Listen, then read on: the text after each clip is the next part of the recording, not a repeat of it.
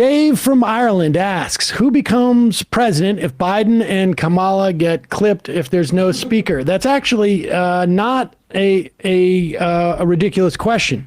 My understanding is that the Senate pro temp Patty Murray would be next in line. It would currently be Patty Murray, yeah. In succession. That's my understanding. And why do we say that? It is because there still is no Speaker of the House. The real question is, do these 20 Republicans now, and in fact 21 if we include, well, we'll get there. Do these 20 Republicans have a plan other than just not voting for Kevin McCarthy? Now, they had asked for certain concessions. Apparently, McCarthy supposedly gave them. They weren't sufficient enough. Maybe he would have given in if they had voted for, to vote on something that everybody knew was going to fail. But here is Lauren Boebert on Newsmax's Sean Spicer and Lindsay Keith program about, I don't know, 12 hours ago? No, I guess it was 3:17 Mountain. About, I don't know, but it was 16 hours ago, less than 24 hours ago.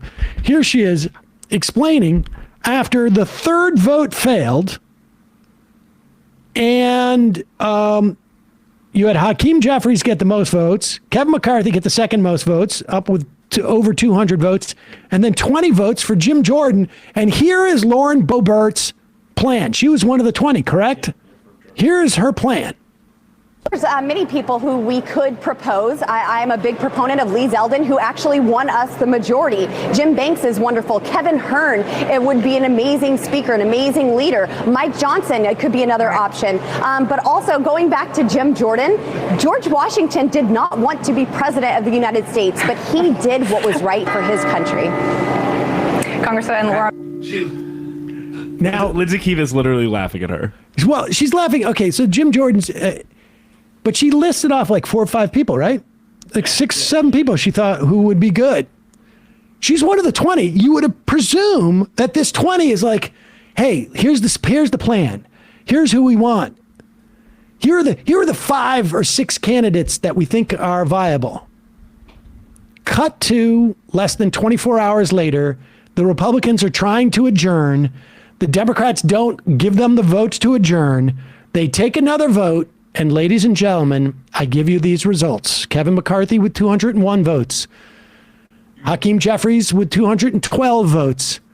And Donald's, wait, he wasn't on the list. Well, he wasn't on the list. He wasn't on the list. A dark horse. He wasn't on the list at all.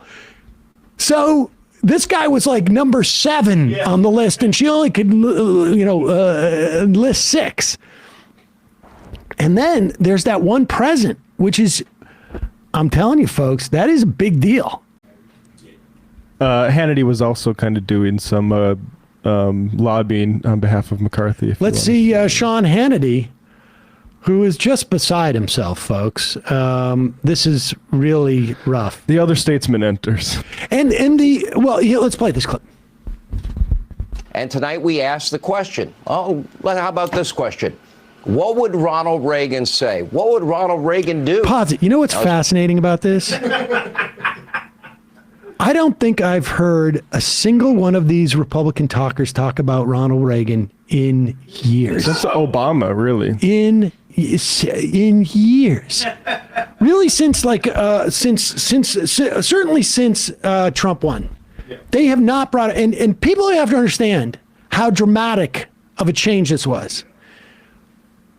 10 years ago, they were still talking about putting Ronald Reagan on like a nickel or the dime or like a dollar bill. I kid you not. They were talking about putting him into Mount Rushmore, not in the campy way that people talk about it with Trump, but like heads of organizations, like the people at the Heritage Foundation. This was like one of the portfolio that somebody at the Heritage had, like, we've got to get Reagan on the, and then they just completely jettisoned this guy. Basically, I think a large part because they didn't want to be reminded about his amnesty, like full on amnesty. Yeah.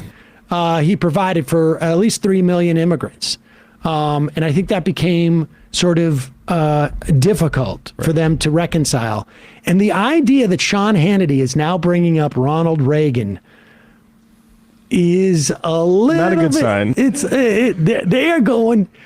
This is really this is indicative of the problem that the Republican Party has. And it was when they were always headed in this direction, but they gave up any even pretense of policy. And they gave up all of their sort of like long time fake touchstones. And they sort of allowed the media, which in the conventional wisdom and like the CNNs, they're still very much like, I think, like inclined to want a hippie punch, for lack of a better term. But there's no longer even like these thin reeds that they can hang on to. There's no like Paul Ryan is really a guy of policy. That was always bullshit anyways. But they don't even have that now. And so when this guy says Ronald Reagan, like people are just like, Who's what? that? Like, who cares? Yeah. And tonight we asked the question. Oh, well, how about this question? What would Ronald Reagan say? What would Ronald Reagan do? Now, as President Reagan famously told his staff, quote, the person that agrees with you 80% of the time is a friend and an ally, not a 20% traitor. Republicans, they would be wise to heed that advice. Yeah, you'll notice that they have to quote that. Put that back up.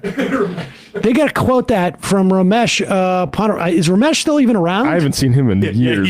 He is, but like he's completely irrelevant. Completely, like he's not, nobody even. I mean, I never see him. I didn't even know if he's still like if he didn't go into like actual like civvy world. But look at the date. Look at the last time the National Review of all places mentioned that January quote. 26, 2010. So almost 13 years to the day. 13 That years must be ago. in the context of that Tea Party movement too, probably. Probably. It was probably, and Ponnaroo, incidentally, too. He was like the new, progressive conservative. And they were clearly talking about the Tea Party and maybe like, I don't know, could have been like, I don't know who it was in regards to, but at Fox, Hannity was like, get me something. Can't we quote it from somewhere more recently? Right. Nope. Nobody's even talked about that are you kidding? Yeah. We're not even sure where Ramesh got it from, to be honest. And like, how many times has Sean Hannity said the word rhino on his radio program? Right, yeah. I mean, that leopards eating faces tweet that like the woman, I never knew they would eat my face, says woman who voted for the leopard eating people's faces party. But like a lot of this, like we played the Gingrich clip yesterday. It's like you were the founder of the leopard eating people's faces party. Totally.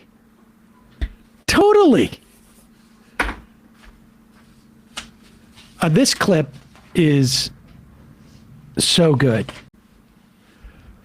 Meanwhile, Kevin McCarthy's going around saying, like, yesterday I had a phone call with Donald Trump, and he really wants me to be Speaker of the House. And here's Donald Trump. The problem is he's doing this on Truth Social, and nobody can see it. This is like he's. I somehow forgot to open my Truth Social app the other day. Yeah, exactly. The only way that people see this on Twitter is when like Democratic operatives or liberals post it, mocking it. Look at this engagement. 3,810 likes.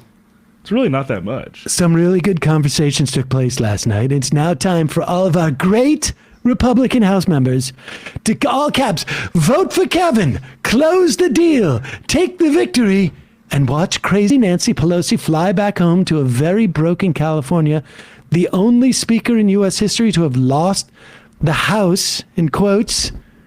Why do I put it in quotes? Because it's not a real house. The House to twice. And wait a second. Why does he put House in quotes there, but not Republican House members up above. Yeah, this style here is pretty difficult. Republicans, do not turn a great triumph into a giant and embarrassing defeat. I also say a little bit too much all caps, kind of like It ruins it. Yeah. debasing the currency of the all caps. Yeah, you need to save the caps for the call to action. It's time to celebrate. You deserve it. Kevin McCarthy will do a good job and maybe even a great I like that. Maybe even a great job. Probably not. Look, I said it was a good job. Hey, I never said he would do a great job. I said he might do a great job, but he would do a good job. Just watch. No, but wait a second. Here's the other question. How does this turn into an embarrassing defeat? Like where are we now relative to when it turns into an embarrassing defeat? Would that be if Hakeem Jeffries becomes? I mean, that's not even an embarrassing defeat. That is a Self coup or something. Like, I don't know. It's kind of a self-coup. I mean, if I'm a Republican and I got elected in one or two of these districts in New York and maybe in California, and I'm going to get offered a choice committee position, I don't know, probably too far. You need too many to, but 2 years is a long time.